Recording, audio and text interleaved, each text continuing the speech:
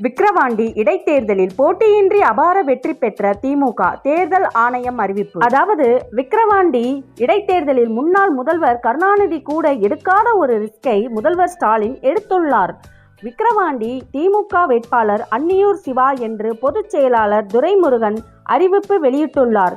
இது தொடர்பாக முதல்வர் ஸ்டாலின் தீவிரமான சில ஆலோசனைகளை மேற்கொண்டு கடைசியில் சிவாவை வேட்பாளராக தேர்வு செய்துள்ளாராம். தமிழ்நாட்டில் திமுக கூட்டணி 39 இடங்களில் கிரீன் ஸ்வீப் செய்துள்ளது. இந்த நிலையில் நாடாளுமன்றத்தில் 4வது பெரிய தனி கட்சியாக மாறியுள்ளது. இந்த தேர்தலில் ஸ்வீப் செய்த ஒரே மாநில கட்சி திமுக தான். இந்த நிலையில் திமுகவிற்கு அடுத்த டெபாசிட்டாக விக்கிரவாண்டி தேர்தல் நடைபெற உள்ளது. தேர்தல் தேதி விக்கிரவாண்டி இடைத்தேர்தலுக்கு தொடர்பான தேர்தல் விதிகளை இன்னொரு நடைமுறைக்கு வருகின்றன. அடுத்த மாதம் 1ஆம் தேதி தேர்தல் தேதிகள் நடைமுறையில் இருக்கும்.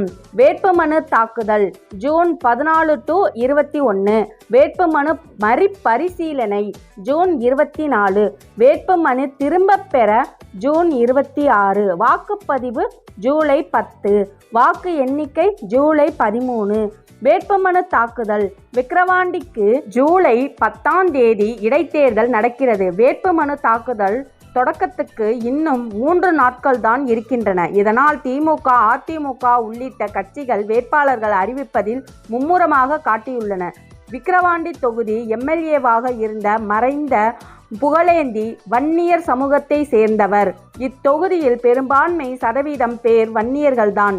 அதனால் இந்த முறை திமுகவில் வன்னியர் ஒருவருக்கே சீட்டு ஒதுக்கப்பட வேண்டும் என்ற கோரிக்கை வலுத்து வருகிறது.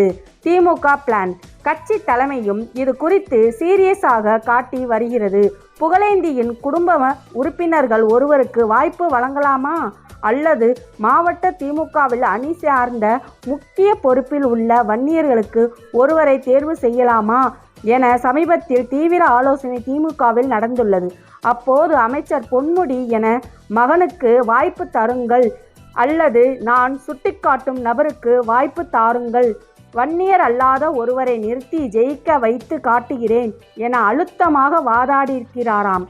ஆனால் பொன்முடி பேச்சுக்கு மதிப்பளித்து ரிஸ்க் எடுக்க வேண்டுமா யோசித்த ஸ்டாலின் அப்போது வன்னியர் ஒருவரை உங்கள் சாய்ஸாக சொல்லுங்களேன் என கேட்க அதற்கு எந்த பதிலையும் சொல்லாமல் அமைதியாக இருந்துள்ளார் பொன்முடி. இதற்கிடையே வன்னியர் இல்லாத ஒருவரை நியமித்தால் விழுப்புரம் மாவட்ட திமுக வன்னியர்கள் தேர்தலில் உள்ளபடி வேலைகள் செய்வார்கள் என்கிற தகவல்களும் அமைச்சர் உதயநிதி வழியாக திமுக தலைமைக்கு தெரியப்படுத்தப்பட்டுள்ளதாம்.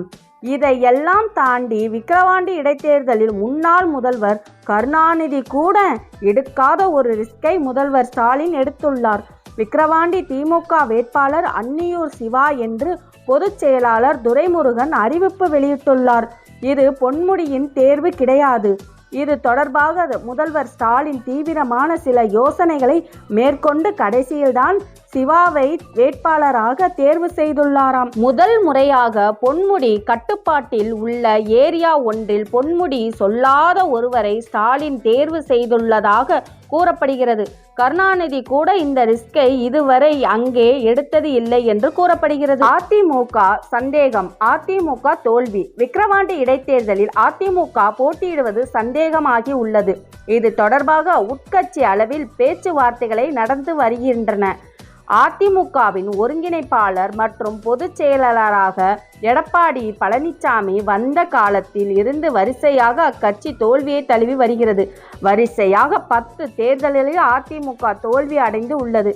அதன்படி 2017ஆம் ஆண்டு ஆர்கே நகர் இடைத்தேர்தல், 2019ஆம் ஆண்டு நாடாளுமன்ற தேர்தல், அதே ஆண்டு 22 சட்டசபை தொகுதிகள் இடைத்தேர்தல், 2020 ஊரக உள்ளாட்சி தேர்தல், 2021 சட்டசபை தேர்தல், 2021ஆம் ஆண்டு நடந்த 9 மாவட்ட ஊரக உள்ளாட்சி தேர்தல், 2022ஆம் ஆண்டு நகர்ப்புற உள்ளாட்சி தேர்தல், 2023ஆம் ஆண்டு ஈரோடு கிழக்கு இடைத்தேர்தல், 2020இல் நடந்த கன்னியாகுமரி லோக்சபா இடைத்தேர்தல் என மொத்தம் 9 தோல்விகளை எடப்பாடி தலைமையிலான அதிமுக சந்தித்தது. இன்றையோடு 10வது தேர்தலின் தோல்வி அடைந்து உள்ளது. இதனால் இந்த தேர்தலை எதிர்கொள்வதற்கு அதிமுக யோசித்து வருகிறதா? இந்த நிலையில்தான் இந்த விக்கிரவாண்டி தேர்தலை பொறுத்தவரை முன்னாள் முதல்வர் கருணாநிதி ஜெயலலிதாவை தாண்டி பல்வேறு உதவிகளை ஸ்டாலின் இந்த தொகுதியில் செய்துள்ளதாகவும், இதனால் திமுக சார்பாக நிற்கும் வேட்பாளரே இந்த போட்டியில் அபார வெற்றி பெற வாய்ப்பு இருப்பதாக தேர்தல் ஆணையமே முன்கூட்டியே அறிவித்த தகவல் எதிர்க்கட்சிகளை அதிர்ச்சியடைய வைத்து வருகிறது.